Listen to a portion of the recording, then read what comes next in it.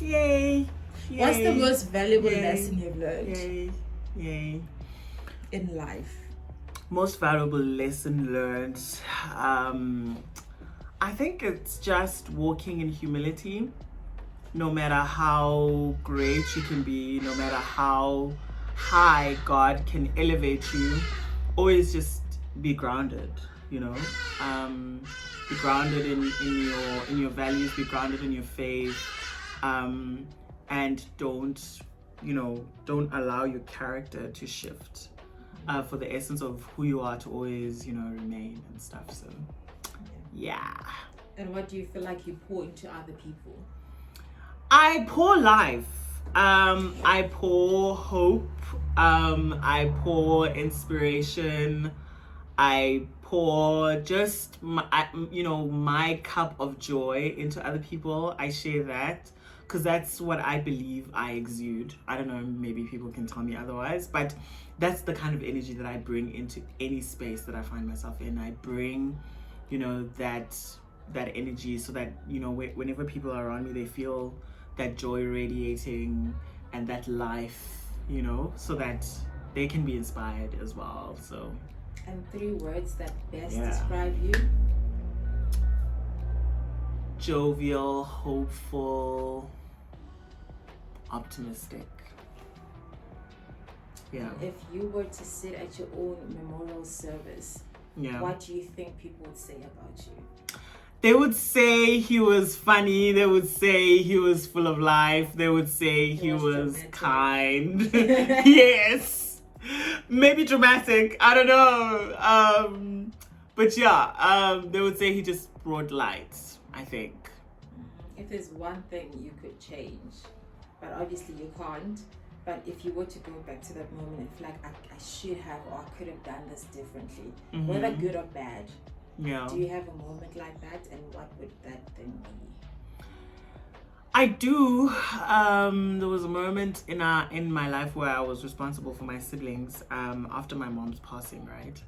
And in that moment, I think I chose myself more in that sort of season, and I abdicated from the role of parenting in that moment, because it was challenging for me and it was very difficult. And so I chose myself and I chose my peace and I walked away from that. And I think I could have maybe just been more kinder and more loving and more supportive of everybody else's plight. I understand that we were all grieving, but I think I could have been more gentle, more kinder during that season of our lives. I would do that over. Have you ever had this conversation with the people involved? We did. I think years later, like many years later, after my mom passed, we sat around as siblings and we were just reflecting on the status of our relationships with each other and where we are. And we had frank conversations where we were acknowledging where we kind of went wrong, with each other, and apologizing where we needed to apologize. So that we could move on and have some sort of healthy relationship. So yeah, we did have that conversation. Okay. Yeah. No, it's good. I think learning from such experiences also just it affects you. It's either negatively or positively. And do you find that the passing of your mom also forced you to grow up very quickly? Yeah, it did. But I had already grown up by then, but I think the level of maturity that was required to lead in that moment, I was never ready for, because there's a certain level of leadership that is required in that moment when your mom passes and you are the eldest in the family. And yeah, there's a certain level of emotional intelligence that you need to be able to manage the different temperaments of grieving siblings. And I don't think I was equipped for that. I really wasn't, and I didn't know how to handle that. I didn't know how to deal with that. I didn't have the the support I needed to be able to deal with that. And by the support, I mean I didn't have the tools. I didn't know how to be able to be there for my other siblings when they were grieving, and I didn't know how to be there for them. Our family was there for us. I mean, my late gran was there, my uncle was there, my aunt was there. They were very, very supportive, and they carried us through, you know, this whole season. I think they picked up a lot of my slack, actually, come to think of it, in that situation. But as for me, in terms of just me being capacitated to be able to lead in that moment, I wasn't. And it didn't come naturally to me to just take over and know exactly what to do and know how to do things. I really struggled. Do you feel like you should have been able to?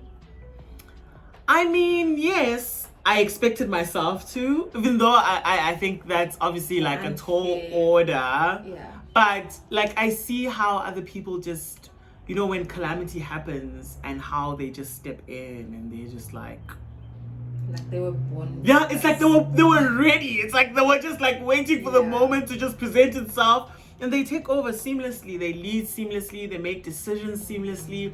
They guide. They do all of those things like seamlessly. Yeah. Whereas with me, it was really, really a struggle.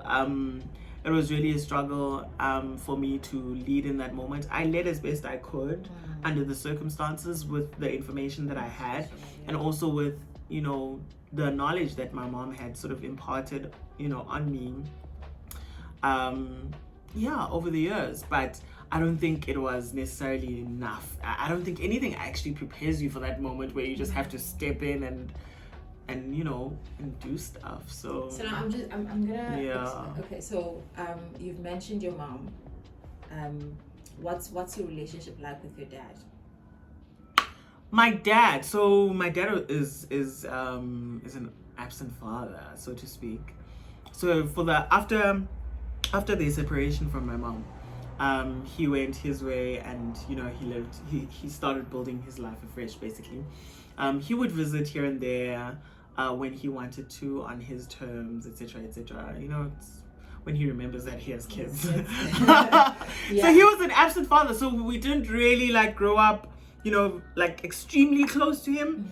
Although we did have that foundational kind of, you know, a relationship building at the beginning, because we were with him at some point and we stayed with him and he was kind of present.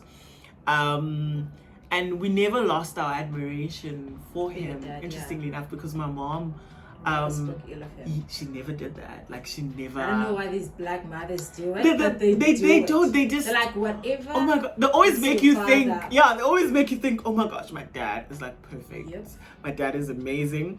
And then when you grow up, you see the reality of who he is and how, you know, absent he's been. And that's how my mom like raised us. So even after her passing, like, obviously the relationship didn't necessarily like grow, it didn't necessarily elevate, because, you know, obviously we were grieving and we really needed him at that point, and there were other issues that we're struggling with as well. I mean, we didn't have a primary parent who was our financial caregiver. You know, he didn't necessarily like, you know, swoop in and say, okay, I'm here, what do you need? And, you know, he didn't do that. So the relationship really is very cordial.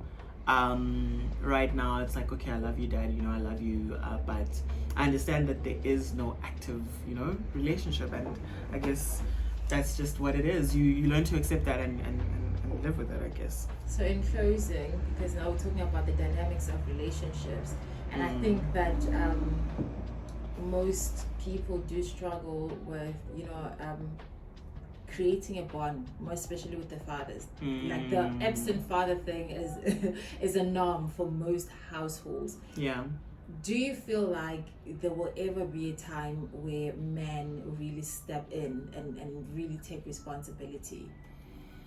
I think there's a new generation of fathers, right, that God is raising now, and I think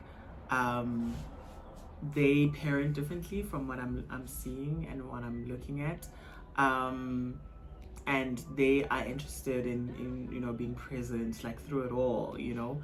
And I admire that, and I always sit there and be like, oh, I wish I had that, you know. because they are active, they are there for their kids, and they do all of that. So there's definitely a shift in terms of how men are raising their kids now compared to then, and how we were raised, etc. There's definitely still a lot of work that needs to be done for fathers to just kind of break down the walls and start being active. You know, I mean, there are fathers who are present. They're not obviously a majority, they are a minority, and we have to acknowledge them, you know, for the work that they do for their kids, because you can see like how their kids flourish so much in life because of their presence, and how they feel so anchored because, you know, their parents are there supporting them. So yeah. Do you see yourself as a father? I would love to be a dad, actually. I'd love to be a dad. I get emotional when I talk about that, because I would love to just raise kids of my own, and be able to be afforded that privilege to have my own family, and to impart my own values, and to raise them, you know, in a way that I believe God would have me raise them, so that they can become the best, you know, that they possibly can, to watch them come alive, to watch them, their dreams come alive, to watch their gifts come alive, you know, and stuff like that. So yeah, I definitely love to be a dad. All right, and it's a wrap. It's a wrap.